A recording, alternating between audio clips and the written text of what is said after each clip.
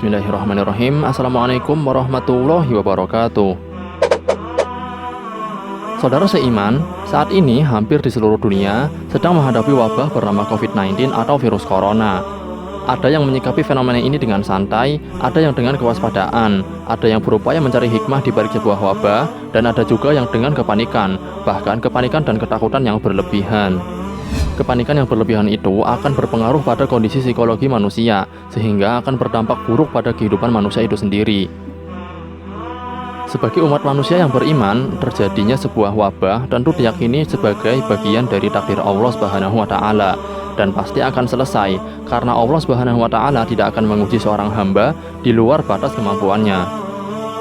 Dalam sejarah peradaban umat manusia, wabah penyakit menular yang berjangkit dan menyerang dengan cepat bukanlah hal yang baru. Salah satu wabah yang banyak mempengaruhi kehidupan manusia dan tercatat dalam sejarah Islam adalah wabah Ta'un.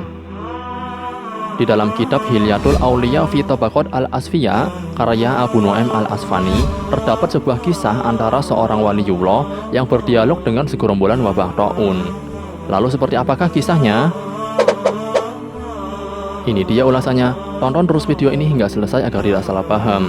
Tapi sebelum lanjutin videonya, bagi kamu yang belum, jangan lupa untuk klik tombol subscribe dan follow fanpage kami di Facebook agar kamu dapat video bermanfaat selanjutnya dari kami.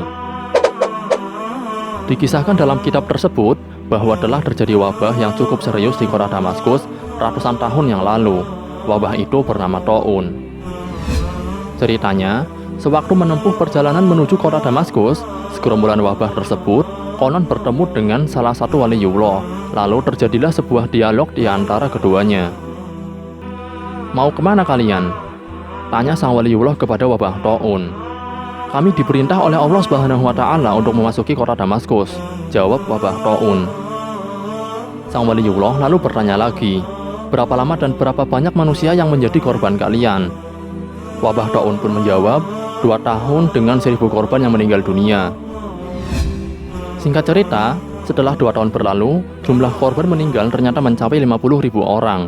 Dan ketika sang waliullah bertemu kembali dengan wabah penyakit tersebut, ia menggugat, "Kenapa dalam 2 tahun kalian memakan begitu banyak korban sampai 50.000 orang yang meninggal dunia?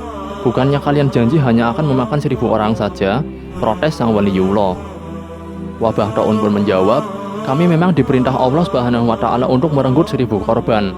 Namun, 49.000 korban lainnya meninggal akibat kepanikan dan kekhawatiran yang berlebih yang meliputi pikiran dan benak mereka."